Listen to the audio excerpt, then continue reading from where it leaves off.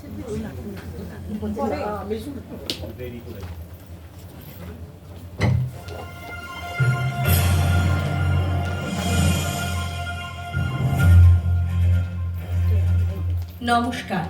Radio FM 90.4 থেকে সংবাদ পরিবেশন করছি শ্রীমতী গুণধরী ঘোষ মালাকার।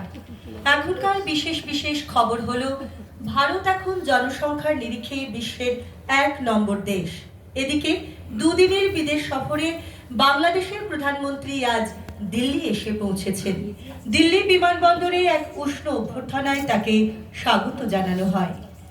আমি তোমারও সঙ্গে বেঁধেছি আমারও প্রাণ, সুরের সাধনে তুমি জানো না আমি তোমাতে পেয়েছি।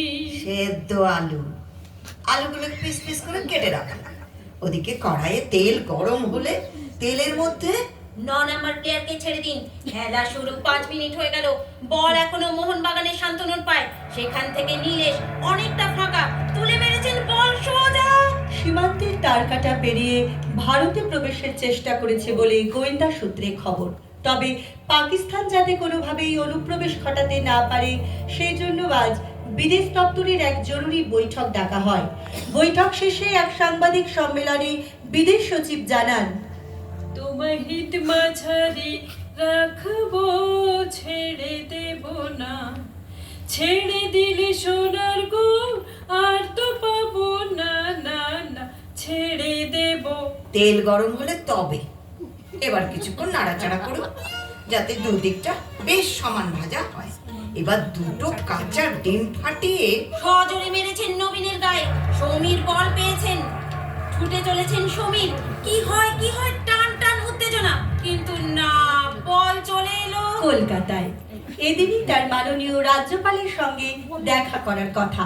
এদিকে আবহাওয়ার খামখেয়ালিপনার জন্য সতর্ক বার্তা জানিয়ে রেখেছে নাসার বিজ্ঞানীরা আরো সতর্ক বার্তায় বলেছেন, আগামী 5 বছরের মধ্যে বিশ্বের অন্তত 50টি শহর কড়াই রেখে ঢাকা দিন।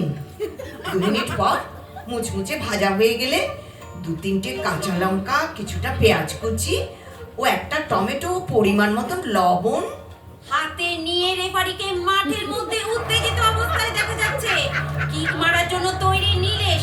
রেফারির পাশির সঙ্গে সঙ্গে লাইন্সম্যান পতাকা নেড়ে জানিয়ে দিলেন, যদি আলো না ধরে ওরে ওরে ও ভাগা আলো না ধরে, তবে বজ্রনলে আপন বুকের পাঁজর জ্বালিয়ে। সেই আততায়ী স্কেচ গোয়েন্দাদের হাতে এসে পৌঁছেছে।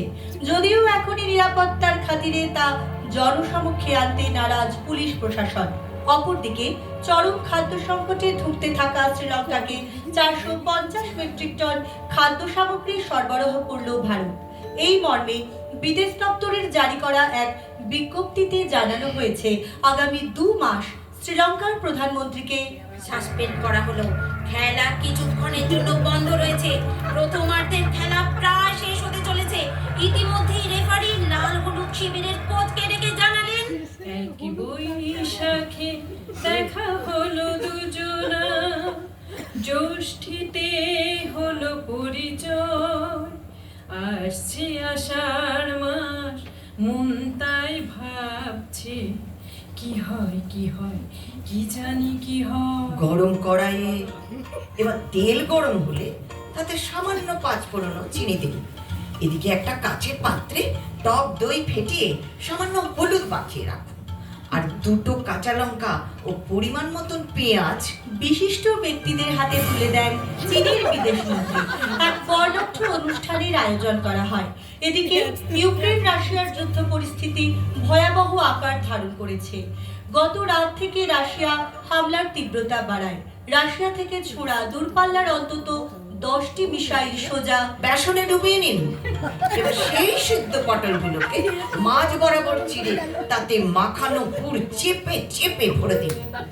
এবার 2টো কাঁচা লঙ্কা ও 3টে ডিম ফাটিয়ে সোজা মেরেছেন গোল লক্ষ্য করে। কিন্তু না, অঘটন কিছু ঘটেনি। এখনো খেলা গোল শূন্য। এবার বল পলাশ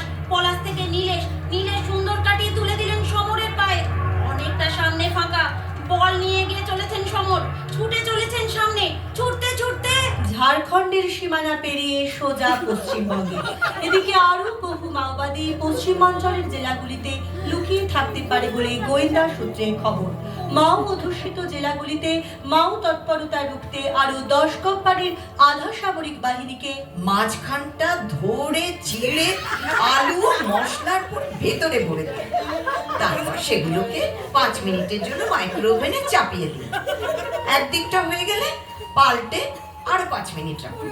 এরপর ফেটানো দই ও পরিমাণ মতন সস নিয়ে মাঠে নামলেন ইস্ট বেঙ্গলের 10 নাম্বার প্লেয়ার। ইতিমধ্যেই জানিয়ে রাখি, খেলা এখনো গোল শূন্য। খেলায় টান টান উত্তেজনা। হ্যাঁ, রেফারি এই মাত্র বাঁশি বাজিয়ে দিলেন। এই সেই কৃষ্ণ চূড়া, যার তলে দাঁড়িয়ে চোখে চোখ হাতে হাত, কথা যে তো হারিয়ে আজ এখানে। নেপালের প্রধানমন্ত্রীর শেষকৃত্য সম্পন্ন করা হবে। এক গভীর শোকবার্তায় ভারতের পররাষ্ট্রমন্ত্রী জানিয়েছেন, কোনো আততায়ী যাতে রেহাই না পায় তার জন্য ভারত নেপালকে সব রকম সাহায্য করবে এবং চিরুনি তল্লাশি চালিয়ে সমস্ত দুর্বৃত্তদের মাঠে নিয়ে আসা হলো। আঘাত যদিও তেমন গুরুতর নয়।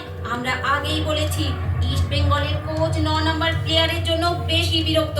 এবার তাকে মাঠ ছাড়ার নির্দেশ দিলেন। তাকে তুলে নিয়ে গ্যাস ফুল করে বসিয়ে দিন। এবার সেটাকে তুলে নিয়ে ডিম মেশানো বেসনের গোলার মধ্যে ডুবিয়ে রাখুন। এবার 2 ক্যাপসিকাম, 2 চামচ কর্নফ্লাওয়ার ও 2 চামচ গাওয়া ঘি দিয়ে পরমাণু বোমা বানাতে সক্ষম হয়েছে তেহরান।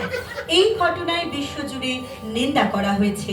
এক কড়া বিজ্ঞপ্তিতে আমেরিকা উত্তর কোরিয়ার উদ্দেশ্যে হুঁশিয়ারি দিয়ে বলেছে, হয়তো আমাকে কারো মনে নেই, আমি যে ছিলাম এই গ্রামেতে, এই মাটিতেই জন্ম আমার, তাই তো ফিরে এলাম। মাঠের মাঝখানে দুই পক্ষের মধ্যে চলছে হাড্ডাহাড্ডি লড়াই। খেলা আর খুব বেশিক্ষণ বাকি নেই। মোহনবাগানের কোচ ইস্ট বেঙ্গলের কোচকে ডেকে কুচি কুচি করে কেটে ধনেপাতা ও লেবুর রস মাখিয়ে রাখতে হবে। এবার কড়াইয়ে পরিমাণ মতো জল দিয়ে গ্যাস ফুল করে বসিয়ে দিন। এবার গোটা 4 কাঁচা ডিম ফাটিয়ে সোজা মেরেছেন রহিমের মুখে। অল্পের জন্য রক্ষা পেয়েছেন রহিম। রেফারি পেনাল্টি কিকের নির্দেশ দিয়েছেন। হলুদ কার্ড দেখে তিনি বললেন, দেশের সমস্ত গরিব মানুষদের এই ধরনের কার্ড দেওয়া হবে। এই ধরনের কার্ড থাকলে তারা স্বাস্থ্য পরিষেবা বিনামূল্যে পাবে বলে পিটিআই সূত্রে খবর। এই জন্যই অতিরিক্ত 6,000 কোটি টাকা বিশ্ব ব্যাংক থেকে লোন নেওয়ার আর্জি জানিয়ে ভারতের তরফে জানানো হয়েছে। এই ছোট্ট ছোট্ট পায়ে চলতে চলতে ঠিক পৌঁছে যাব সেই চাঁদের পাহাড় দেখতে। অনেকটা চ্যাপটা চপের মতো, তবে ঠিক চপ নয়। এবার সেগুলোকে পাত্রে রেখে ঢাকা দিন এবং পরিবেশনের জন্য মাঠের মাঝখানে আনবার নির্দেশ দিলেন রেফারি। আবার খেলা শুরু। হাতে একদম সময় নেই। বল মেরেছেন হেমন্ত, তবে অনেকটা দূর থেকে। সোজা বল মাঠের বাইরে। সঙ্গে সঙ্গে রেফারি স্কোরবোর্ডে জ্বলে উঠল লাল আলো। সেখান থেকে খবর হলো ইস্ট বেঙ্গল ও মোহনবাগানের আজকের জঙ্গলমহলের খেলা অমীমাংসিতভাবে শেষ হয়েছে। এখনকার মতো খবর এখানেই শেষ করছি। আমাদের পরবর্তী সংবাদ ঠিক রাত 10টায়।